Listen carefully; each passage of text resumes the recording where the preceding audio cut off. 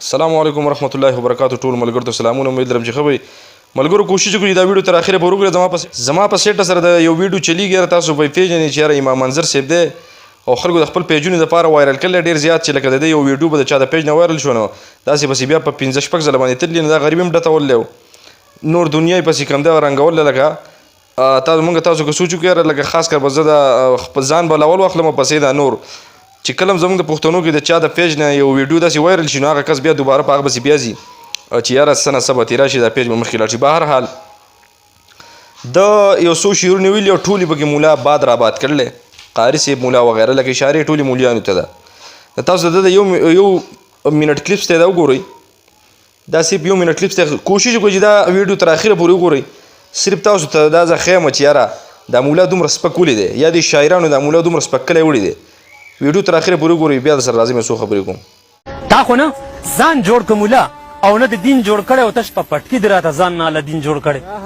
او تاسو چې کوم کافر ته سوال کوئ چې ختم دی شي، تاسو چې کوم کافر ته سوال کوئ چې ختم شي. نو ملګرو تاسو د دې امام منظر صاحب دا ویډیو وکړئ چې یاره بس در اول نه اول او تر اخره پورې مولا تا څه جوړ کړلی یا ته چې په چا پورې خبرې کوې کافر یادوي.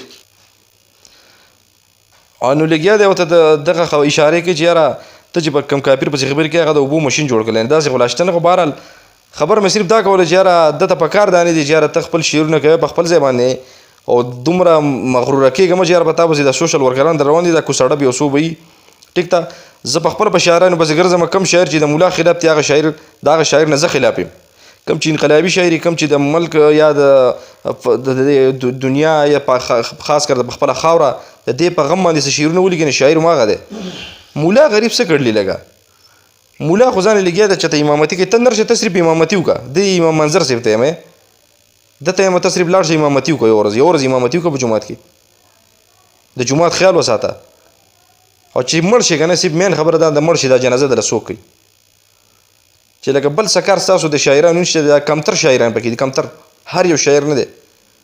مولا ښکته شو مولا به راشي، لکه مولا خو غریب خو زما او ستا نه په 20 برخه ښه دی. ما او تا په سنتو نه یو جوړه، مولا په سنتو جوړلی، د دین نه خبر دی، په علم باندې پوهه دی. ما او تا په جاهلان یو هغه پوهه دی. امام منظر صاحب ته صرف دا وایم چې ګوره آینده داسې بکواس یا چې دي دا مه کوه چې لکه ته مولا دا چلو کو مولا ښکته شو، تا دا چلو کو مچۍ ښکته شو، دا قصې پیسې دې جوړې کړلي. او دغه کسانو ته هم وایم دا کم چې ستاسو یو ویډیو وایرل شي دوباره په ده پسې بیا څه نه ځئ، د خپل پیج دپاره ځئ، خپل پیج په خپل ټیلر باندې وباسه، خپل چینل دا څه چې دی دا په ټیلر باندې وباسه. ډېر ملګري به اوس بیا وایي چې ته هم په شاعرانو پسې ځې. زه تللی یم هغه شاعر چې ته زما په الحمدلله زما چې کومې مرکې کړلې نو په هغې کې چې ته د مولا ذکر هم نه دی کړی چې مولا صاحب څنګه دی. انقلابي شعر یې چړلی جانان او باران او دغه چیړي دغه ته موږ هم خوشحال یو، موږ دغه وایه. نو ټولو ملګرو ته خواست دی چې یاره په ده باندې ښه باقاعده راپاڅئ، چې د دې معافي ته نه غوښتي تر هغې پورې دا سړی مه پرېږدئ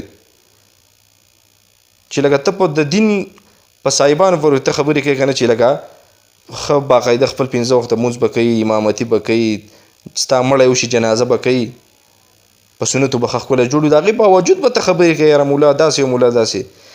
صرف په تاسو باندې دا پرېږدم خبرې که زما نه لږې ګډې وډې شي، بهرحال د هغې به بخښنه غواړو چې دا امام منظر چې دی د دا شعرونه په حقه دي، آیا مولیان رښتیا داسې دي؟ ستاسو د کمنټس په انتظار به یم.